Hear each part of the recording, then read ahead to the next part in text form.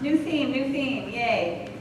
All right, so the theme for the month and my talk for today is the courage to choose.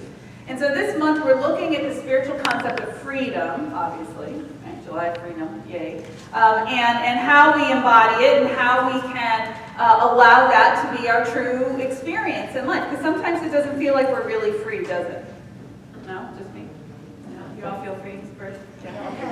All right, good. Okay, well, I can have John come back.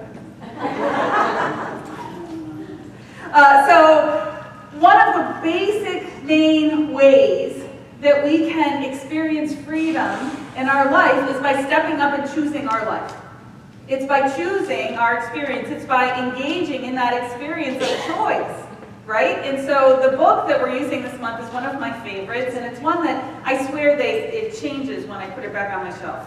Like every time I pick it up, somebody is rewriting it, right? Like it's a completely different book. And so this is The Power of Decision by Raymond Charles Barker, who was a famous religious scientist, a minister who had a huge congregation in Alice Tully Hall in Lincoln Center in New York City for years. And this is one of his great works. And what he tries to remind us is that that great teaching from Jesus is that you will know the truth and the truth shall set you free. Now, what is the truth? What is the truth that we need to know to set us free? That's the question of the ages, right? Well, it's to know thyself. It's to know the truth of who you are. It's to know yourself as your true being, in your fullness, in your magnificence, as that divine creation. And when you can know yourself that way, then you are no longer held back by any of those limitations and false beliefs that we hold about ourselves, those stories that we tell about ourselves and about what's happened to us and why we are the way we are and all of that becomes irrelevant because we step into the power, the creative force that we are. We are connected to this infinite divine presence of God. So intimately, we are its life. There is no God up on a cloud that we need to try and please or we need to try and not piss off, right? That's kind of how most people live their lives. They just don't want to piss God off, like tiptoeing through our lives.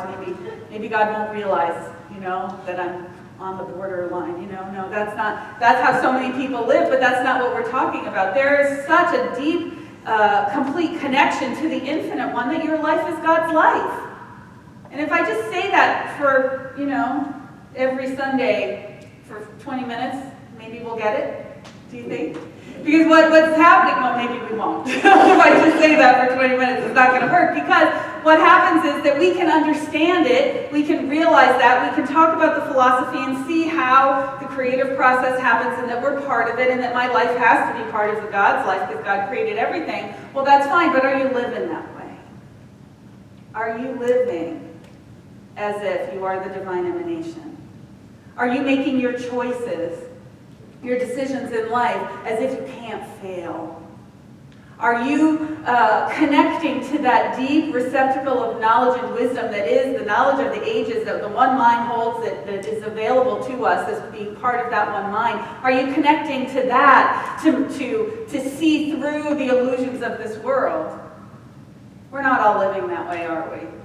So that my goal is for us to step into that place of realizing on a deeper level who we truly are, and that's what's going to free us. When we start to realize that we can't lose, when we start to realize that we are supported more than we've ever thought we could be, then the decisions that we made are of a different quality. The choices that we make, the decisions that we make, stepping into speaking our word, has power to it. And I am saying this as a recovering Gemini and a person who cannot make up her mind one way or the other about anything, including my poor husband who has to go to dinner with me all the time. Never mind by the time, if we can get to the restaurant and I decide what it is that I want to eat and we actually get to the restaurant, that's like 50% of a win, right? That's half the battle. So I understand what it's like. Between being, I'll just share my personal part of this, between being a Gemini and then being the fourth child of a family, right? Did I ever get to choose what I wanted first? Never! Did I ever buy new clothes until I was 18? No! I had hand-me-downs. I had everything else, everybody else's sloughed off choices, when they actually bought me something new, it was like a really huge deal, you know? I got my 13th birthday, I got a volleyball, a basketball, a softball mitt. I think they were trying to tell me something. It was time to get into sports. That was the new stuff. I got new things, right? But so between those two things, it's not always the easiest for me to make some decisions. Sometimes it hasn't been my habit of coming up in my life of being really decisive. I want that, right? Oh, don't put me in a candy store. Seize candy, man, I'm in trouble. Oh, I'm in trouble if we go in there. But what I have learned by living this philosophy for over the last couple of decades is that you need to be clear about what you want. You need to be able to choose it. You need to be able to be decisive. You need to use your word with power. We need to be able to stand up for ourselves and be in the presence that we are. To be able to be clear about what's right for us. But I don't know about you, but what happens to me is I start thinking, okay, well, if I choose this, and then I get that, then this is going to happen, and someone's going to be mad, and this is going to happen, and I don't want that. And so I think too far down the road and talk myself out of wanting anything. Right? Anybody? Okay, good. I just want to make sure you're on the same path with me, because I could go a different direction if we need to talk about something else. Right? But what happens then is that then we start sending mixed messages out to the universe, and then all we get is a big mishmash of an experience. We can think ourselves into trouble. That's the truth. Is we can think ourselves into trouble, but you can't choose yourself into trouble. Because every choice that you make is going to take you a little further down your path where you'll have an opportunity to make another choice. This is how freedom is experienced in our lives. This is how we connect to that divine presence of freedom. So the idea is that it begins with the concept that this is an intelligent universe. And if you spend any time in nature, and you spend any time studying science, and you spend any time just looking around you, basically, this is an amazingly intelligent universe that we live in. From the most minute particle to the infinite cosmos, there is a divine order to things, there's a beauty, there's a perfection, there's a balance and homeostasis, and we're all part of it, right? And so when we can remember that, we start to realize that we are part of this creation. That which created all of life created you. It created you, it created me, it created everything. And so we have to belong. So often we carry this belief that we don't belong in this world, in this life, and who knows where it comes from. But that's the false idea. You are crucial and critical to this life at this time, the whole grand scheme of things. You are a divine idea in the mind of God that has been made manifest, and you're part of this. So we have to start from that. You're part of the perfection of life. We have to start from embodying that and realizing that. Now that doesn't mean that we're going to walk around really high on ourselves, have a whole new, whole new YouTube star. I am the divine perfection of life. Right? All of those, what do they call them? Influencers. I'm learning about influencers online. But so we could be spiritual influencers, But it's not that I'm higher than you are, you know what I mean? It's just that you're as integral to life and you are a divine emanation just as I am. Just as a person sitting next to you is. That we are all that important contribution to life, and every single being and everything that exists is part of this divine wholeness. We need to start from that understanding that there's nothing out of place. There's nothing out of place in this universe, and there's nothing out of place in your experience. So the idea is that as part of this, that we have a part to play in it, right? That we have a part that we are co-creators with the divine. That's part of our religious science philosophy, the science of mind, that it says that we co-create with spirit. When we are speaking our word, when we are stepping into our knowing, when we are allowing this divine life to be lived as us, we are co-creating. So it's not like we're out on the ocean with a rudderless boat. Or my image this week, I'll admit, my image this week was, we're not participants in the American Ninja Warrior thing where we don't know what's coming, right? Like we're not running down the thing and getting banged by stuff and having the roller roll. Have you seen that? It's hilarious, It's kind of funny to watch, people trying to run and bang and all that. Silly, my guilty pleasures these days. But that's not what our life is like, because we know what we're doing. We are participating in it. We are leaning in and choosing it, whether we want to admit that or not. And that's a really hard thing to admit when we have gone through challenges. It's a really difficult thing to embrace and to understand that we did have a part to play in those difficulties.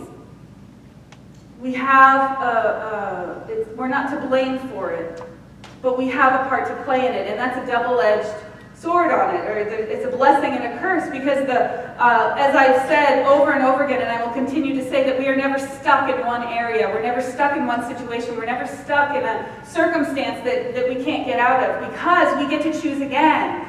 We get to take the experience and then the wisdom and the information that we've gained out of the challenges that we've had in our lives, and we can choose differently, right? Because at some point you're going to rise up and say, you know what, enough of this abuse, I'm not taking it anymore. I am worth more than this. I am worth more than this abuse at work. I am worth more than this abuse in this relationship. I am worth more than this. And I've seen people over and over again just get to the point where they say enough is enough and rise. It's almost as if, have you ever watched bread rise? It's almost as if someone just rises from the inside into their power and says, no, this is not who I am. And they choose again. We get to choose again. But the curse of this is, so the blessing and the curse of the fact that we are co-creators to our life is that you can't blame anybody else anymore. That we can't wallow in blame. We can't say this is because of this situation or this boss or this person or this economy or whatever the experience is on the outside. You can't blame it because it doesn't have any power. We have to take responsibility. If there's something you don't like in your life, you've got to change it. You got to make a different choice. And we can't forever hold on to blame for what happened to us in our youth and what happened to us before and all the different things that we've gone through. You can't hold on to blame and step into freedom. Those are two things that wires don't cross. You can't do it. So if you're holding on to blame for your parents or a situation that happened or whatever from your past, if you cannot let that go, you are not going to be able to step into your creative power and bring forth something new. You can't have a foot in both worlds. It won't work. That's what gets in our way of our creative endeavors and our experience. And so that's the most important thing to look at. If there's someone that you're blaming, if there's some situation that you just can't get over, that's the work to be done. That's what needs to be addressed. Right? That's what needs to be looked at and healed and let go of so that you can fully step into your creative presence and your creative power. You can choose stronger. Because when we send mixed messages to the universe, remember, we get mixed messages back. So if I kind of think I'm empowered a little bit, I kind of think maybe I deserve to have, maybe this was, you know what, you're going to get a half creation. When you can step fully into your knowing and your truth and your power and you speak your word from there, that's how it works. But we're the ones that put the filters in. We're the ones who put the limitations on it. We're the ones who hold ourselves back because we can't just allow ourselves to be the truth of who we are. That story that we've been told, either by the world or by our parents or by a teacher or whatever, that stuck. You know the story I'm talking about, the one that you're telling yourself in the back of your head, even as you're sitting here listening to me say that you are the powerful creator of your life. That story's still telling you, she's not talking about you. Don't think I don't hear it, because I do. That means everybody else except for you, because you're broken. Because you're flawed. I think sometimes those voices in our head are the meanest things we've ever heard in our lives. I think that sometimes in our minds are the most unsafe places that we could ever be. And that we need to let that go. I totally almost just swore. We need to let that go. Because that's how important I think this is that you need to let that go. We need to recognize that that voice is not the truth of who you are. That voice is not supporting you. That voice is there to keep you small. And you have not come here to be small. You have not come here to live a small life. So one of the things that Raymond Charles Barker explains in the book brought some illumination the first time I read it to a teaching that has been pretty common in the science of mind for a long time. It's not that I didn't understand it. I understand it. I just didn't resonate with it.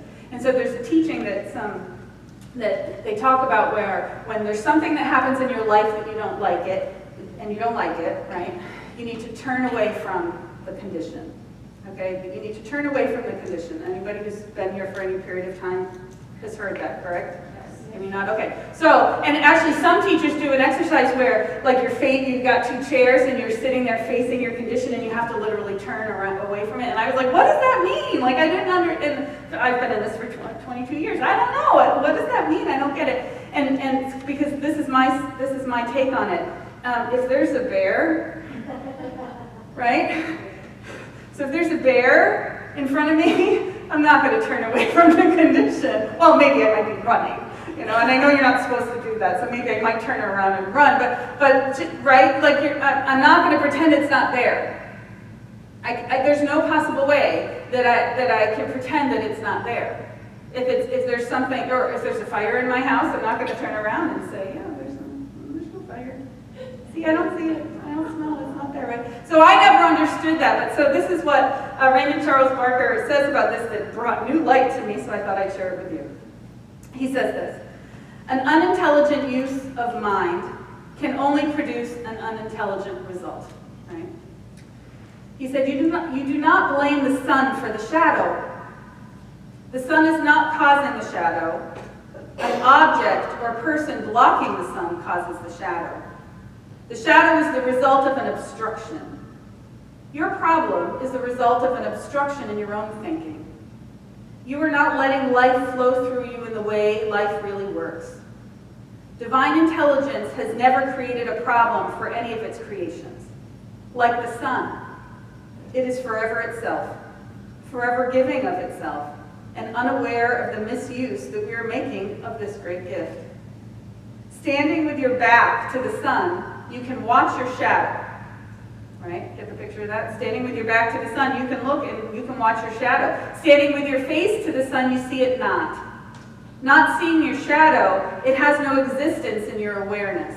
Therefore, it has no reality in your experience. I don't know about you, but that felt like I got blamed over the head with a spiritual 2x4.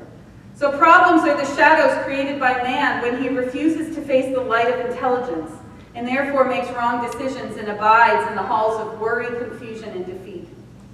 Okay? So when we are, so the idea is this, is that when we are consumed with worry or fear, when we hold those ideas of limitation, when we think that we're not worthy, that we're unworthy, we're not good enough, what happens is those are the things that cast the shadows.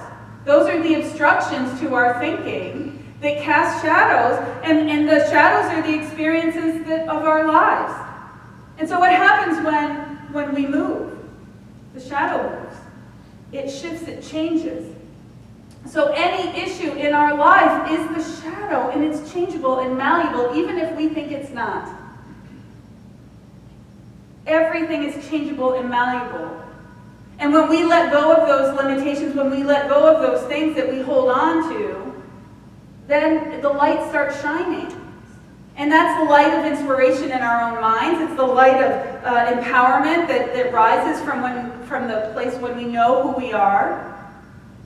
And so when we can have a different relationship to the sun, when we can have a different relationship to God, basically, then those things start to shift and change in our lives.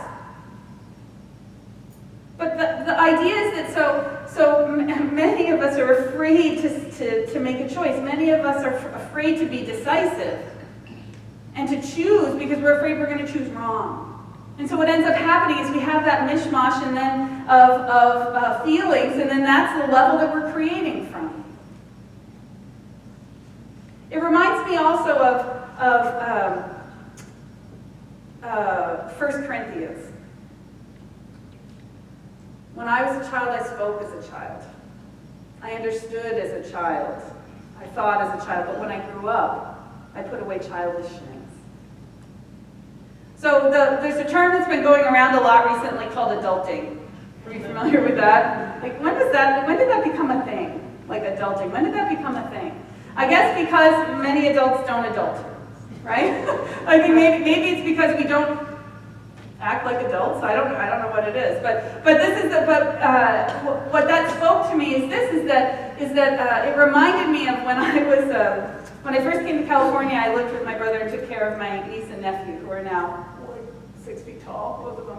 And when they were children, right? And I have this picture of my nephew Sam who, you know that toddler monster walk when they, like, picture he's got his little snack thing in his hand and it's like the little monster walk, you know, when they go. And he was going through the kitchen, right, with his snack. He was so proud of himself that he's carrying his own snack, and he was a little guy at the time. And he falls into the door jamb, right, and bangs his head and his shoulder. And it's that moment, right? There's this moment of silence when they start to realize what's happened and the breath comes in, you know, before they start screaming when they get hurt. You know how little kids are like that? And he looked at that door and he kicked it! He banged the door really hard! And I remember going, oh my God, what is he doing? You know, he got mad at the door because he hit it, right? Like he got mad at the door because he hit the door and he got hurt because of the door, right? Well, let me tell you, we blame the experience of our life instead of the situation that we're in. The cancer is the door. The job that you're not happy with is the door. The partner that you're unhappy with is the door. The situation, you can't blame the cancer. It doesn't do, and as a cancer survivor, I'll tell you, as an example, you can't battle. They talk about battling cancer, but I don't believe it's battling cancer. I don't battle it. It has nothing, it's the effect. We need to move to the cause. We need to get at the reason why the situation came so that that situation could happen. Sammy wasn't solid on his feet, so he banged the door. You can't blame the door for him not being, you know. And so the difference between a childish thing and an adult view of this is that we take responsibility for the part that we play in what we're experiencing. That's where our freedom comes from. I take responsibility for allowing or making the choices or doing what's happened up to this point to get to where I am. But you know what? Right now I'm standing in my power and I'm choosing something different. And in order to do that, I need to get clear about what it is that I want. And so to start, what we do is we let go of those things that we don't want anymore. When you get to the place where you realize that you are done not being respected, then you're going to let go of all the people in your life who don't respect you. When you're clear that you are worth a certain level, you are going to let go of all of those things that people want to devalue you or undervalue you. You let go of those situations. We have to stand up for what we know to be true. And when we do that, things start to shift and things start to change. That's how we actually participate in adulting. We make a choice, and then we take responsibility for that choice. We're brave enough to make the choice, and then take responsibility for it. That's what being an adult is. That's what putting away childish things is being able to choose and realize that that choice has consequences. So if we're choosing out of confusion and we're going to create more confusion, you got to take responsibility for the confusion in your life and do what you need to do to get out of it. Ernest Holmes, the founder of religious science, says, from The Science of Mind, he says, the whole confusion of this world arises from fundamental errors of thought. Chief among these errors, and the father to the greater part of the others, is a belief in duality. The belief in duality supposes that evil is equal to good, that a suppositional devil divides the kingdom of truth with good. Such things cannot be. Remember the teaching of Moses that God is one. If, on the other hand, we accept that evil has a power equal to good, then we must fall into the ditch of our own confusion. We got to fall into the ditch of our own confusion if we are believing that there are two powers, that there's something that's out to get us, that there's something that's trying to keep us back, that there's something or someone who is there working against us. It may feel like life is working against us, but what we've realized, and last month we actually talked about, is that your life is trying to tell you something. You got to listen to it differently. Instead of looking at it like a foe, we need to look at it as that part of us that's trying to support our growth and our expansion.